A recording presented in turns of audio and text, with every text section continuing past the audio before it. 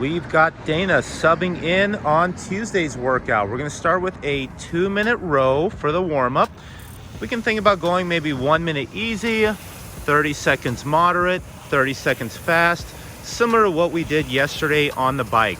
We're gonna be rowing for calories today. So I usually like to try to keep the stroke rate just a little bit lower, so it takes me fewer pulls to get those calories to turn over on the machine.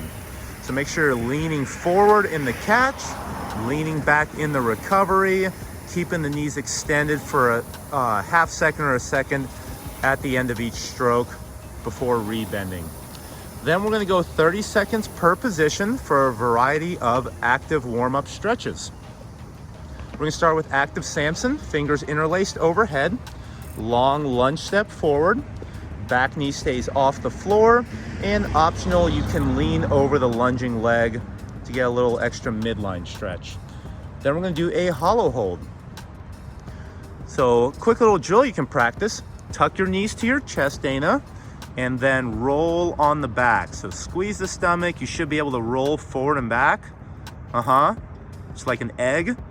So that's that tight midline. And now you can extend the feet out in front of you, and then also potentially hands overhead, keeping that midline position. Then we're gonna go push up to down dogs. Lower the body so the chest touches the floor. Push the hips up, heels down, and head and chest through the arms towards the floor. Then we'll go active Spider-Man, so stay in that same plank position. Alternate stepping one foot just wider than the hand, trying to get it close to the hand, and then lowering the chest to the floor. Then we're gonna lay down on our chest and go into the arch hold. So try to keep the feet together, chest up off the ground and lower thigh off the ground. And then go up into a push-up plank and do shoulder taps for 30 seconds. It helps to have a little wider stance like Dana's showing us here with the feet, narrower stance with the hands to help stay balanced. Then we're gonna stand up. We'll do squat to stand. Feet at shoulder width, tuck the fingers under the toes, sit down into a deep squat, raise the chest, elbows push the knees out, and then push the hips up, stretching out the hamstrings while holding onto the toes, alternating between these two positions. Then we're going straight leg sit-ups. Lay down on the floor, feet together, extended in front of you, sit up, touch the toes, and you can stretch out at that top position for a couple seconds. And then finish with alternating bird dogs. We're gonna be in a hands and knees position. Opposite hand and opposite foot extend as long as you can. I like to think about pointing my toe back behind me as far as I can. Hold for a couple seconds at the top of each rep, warming up the lower back and hamstrings. Then we'll finish up with some banded mobility. Use a band hanging from a pull-up bar for a banded lat stretch. So you're gonna be facing your band, put one hand through, step back with an arm straight until you feel the tension in the upper back and shoulder. Dan, I like to widen up my feet a little bit more. Yep, and then you can really sink down into the stretch. So in this position, you also have the option of crossing the leg behind you. So Dana's right arm is in the band. She's gonna take her right foot and cross it out behind the left foot. And that'll help lower that stretch through the obliques and lower midline. So you're going 45 seconds per side here. Then we'll grab a band on the ground and we're going to do a banded hamstring stretch. So loop the band over one foot and use your hands to pull that band back or pull your foot back. And then after 45 seconds, hold on to the band with the opposite hand and then do the crossbody stretch. Trying to keep your shoulders flat on the floor for this position. It's okay to bend the knee if you need to, or keep the legs straight. You should be feeling this in the back of the hip. So 45 seconds on each side per position. Tuesday's workout is lead foot. This is a CompTrain benchmark that we performed last December 2019. The workout is 4 minutes of work followed by 4 minutes of rest, repeated 3 times.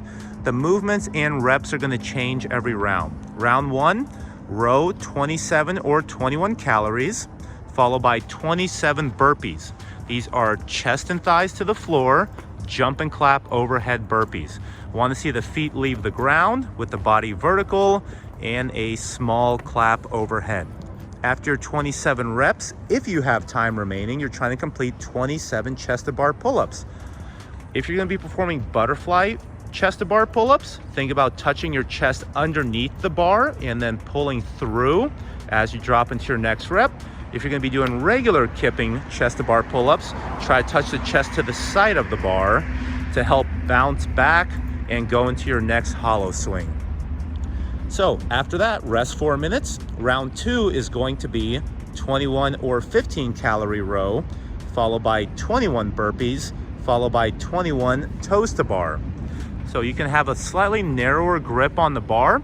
Try to keep the feet squeezed together as they swing behind you and as they come up to meet the bar. You can scale these by limiting the height of your feet moving to eye level or or hip level, or doing a knee to chest. Dana, can you show us some knees to chest?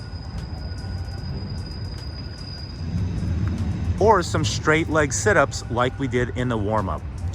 Rest another 4 minutes, and then the final 4 minutes are going to be 15 or 9 calories on the row, followed by 15 burpees, followed by 15 chin over bar pull-ups.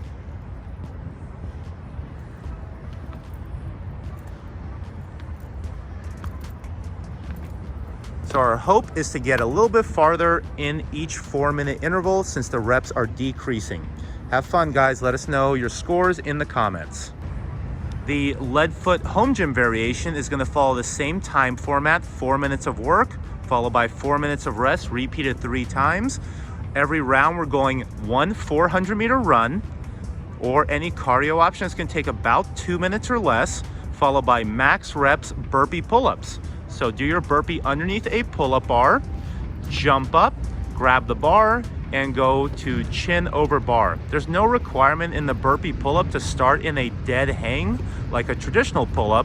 So if you can jump and grab the bar with the arms bent and then go right into that pull-up, feel free to go for it. Your score is going to be the number of burpee pull-ups you complete each round total. Thank you, Dana. We're going to finish up Tuesday with some strict handstand push-up conditioning. For our scaled athletes, feel free to modify this by just doing regular push-ups instead of strict handstand push-ups. So you're going to do 1 set of max reps, unbroken, strict handstand push-ups. If you've done this benchmark before, you can try to repeat that number, or just start out, go for a max set on round 1. Head to floor, lockout overhead. So try to keep your hands a little wider. We use a 3-foot mat in CrossFit. That's usually the standard, so that's a good option to work for. You can also put an ab mat or plates underneath the head to shorten up that range of motion a little bit. Squeeze the stomach, try to avoid arching or pushing the stomach away from the wall. So then you're gonna rest 1 minute, and then you're gonna do a second set of 80% max strict handstand push-ups. So say Becca's max unbroken was 10. On the second round, she's gonna do 8. Then she rests a minute, then she does 60% or 6, then rest a minute, another 80%, and then another 100% at the end. You can break these up as needed, so there's no requirement to stay unbroken, so you can play around with your strategy and changing that up mid-workout. Oh yeah, that's the one. Good job.